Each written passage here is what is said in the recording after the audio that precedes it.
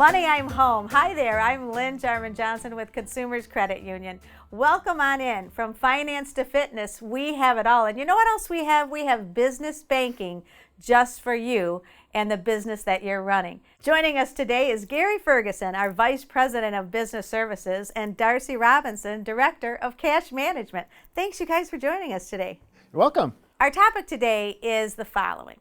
What happens if you're not happy with the current banking relationship that you have as a business?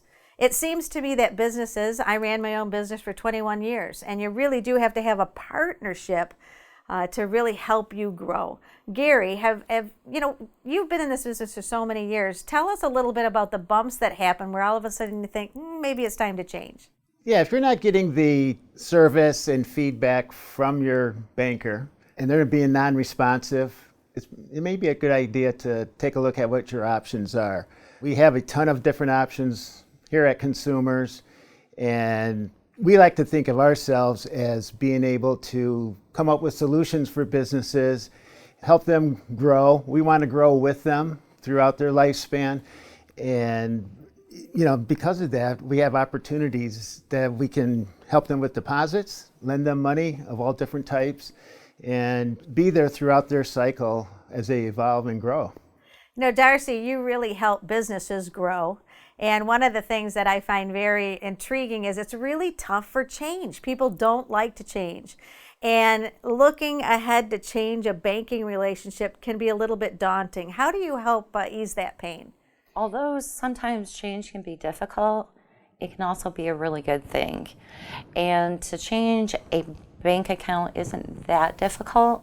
It sometimes does take a little bit of work. You might run your two accounts side by side for a while. But depending on where you're moving, the services they offer, they can make life easier. Might be able to improve your working capital by using different products or services, and relationship is everything. Having a banker that understands your business, what your goals are, where you're going, makes a huge difference. And if you're not getting that from your current institution, it might be time to look around. Gary, I assume that you have seen many changes in the banking world. You've been leading our wonderful team here at Consumers.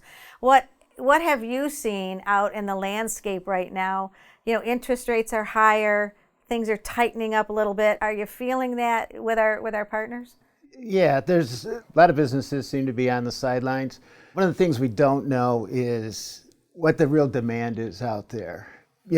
For example, if last year there's $500 million of business in this area that's available, our slice may be X. That may have shrunk down to 100 this year. But that doesn't mean we're not willing and able to lend. It's one of those things that interest rates have escalated. A lot of people feel substantially because we were at a low environment for so long, they thought that was the norm. That's not the norm. They're probably almost at a point that is a little bit normalized, but it makes it difficult as they're looking at projects. Interest rates have doubled.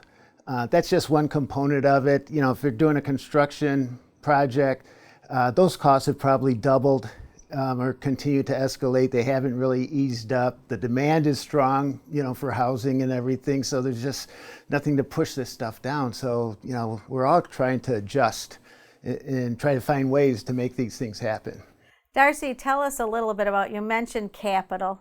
What are the items and what's the paperwork, I guess, to say that people should have ready if they're thinking, hey, it's time for me to have options?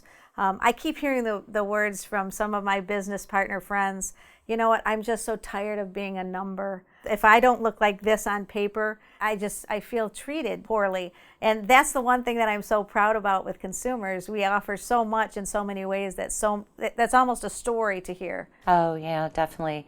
As far as paperwork, it's the basic things that you're going to need. You're going to need your business entity documents, your tax identification number, personal ID to open a deposit account.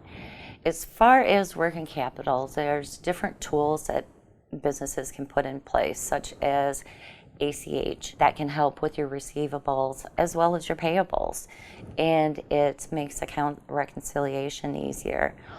Working capital can also be having a savings account, having a backup plan, having a line of credit. Depending on each individual business, it will determine what's right for that business and what they need their cash flow to look at. Most businesses, when they start out, they create a business plan, which is perfect, which is exactly what you need to do. You have your competitors, what's my goals? But then after a business is up and running, that business plan kind of gets put in the background, and it's something that you probably want to review every year. Are you on track? Has anything changed? Has any new competitors came into the market that you're not aware of? Because everything is evolving, whether it's pricing, competition, or if you think, hey, I sell VCR tapes. Huh? Exactly, right? So some things become obsolete, and seeing into the future, do I need to pivot based on what's happening in the economy or with technology? Well, I'll tell you, pivoting is one thing I think that is so important right now, especially what's going on. We were just talking, I saw a speaker talk about AI and artificial intelligence and how that can help a business, especially in trying times with talent. But I'll tell you, everything seems to be going so fast. Gary, have you seen that fear of people thinking like there's such great change coming? Or do you think it's just that, yeah, it's just the environment's just a little bit, off right now, but we're going to get there? Yeah, I think everybody's a little concerned, and I'm not sure they really know how to read a lot of the AI stuff that's out there. It's just, to me, a lot of times, because I've been in the industry for so long, it almost feels like information overload. So you just kind of have to weed through it, what's pertinent to you for that day or what makes the most sense. There's just too much sometimes. You gotta break it down, keep it simple. And dusting off the business plan and going back and having a partner that will help you look at it through a different lens. How valuable is that? That's huge. I think a lot of times business, they're very passionate when they get into business. They love what they're doing, and that works today. But as you grow and try to scale up and everything, the dynamics change. You need to bring more partners in. Yes, it's expensive, but you can't grow without the necessary tools. When you look at your business plan, whether it's today or 5 years from now, I think it's always interesting to say, did I hit the mark? Did I do what I really thought maybe not. Maybe there's external environments that prevented that.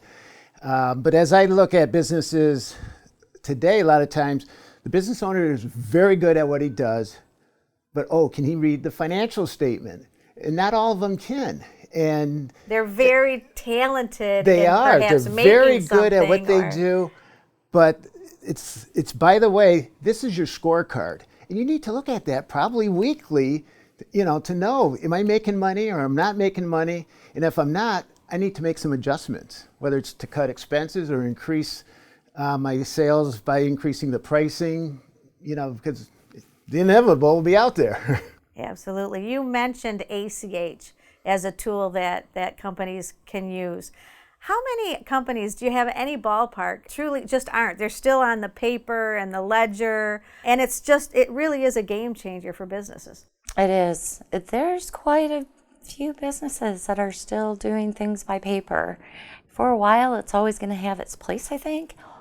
But especially with fraud nowadays, the more paper that you're putting in the mail, the more chances of having it fall into the wrong hands.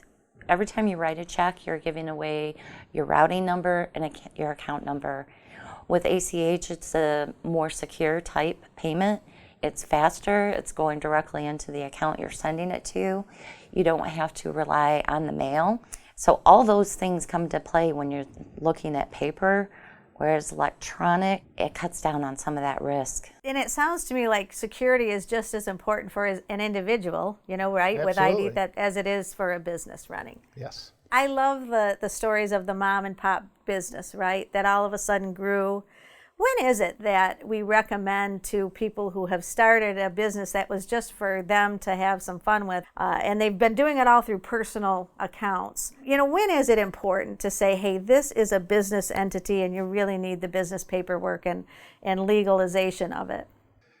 Probably about that time when they actually create that entity and get a separate tax ID number. You can run it through your personal for a while, but you want to be able to separate your personal balances and assets versus your business.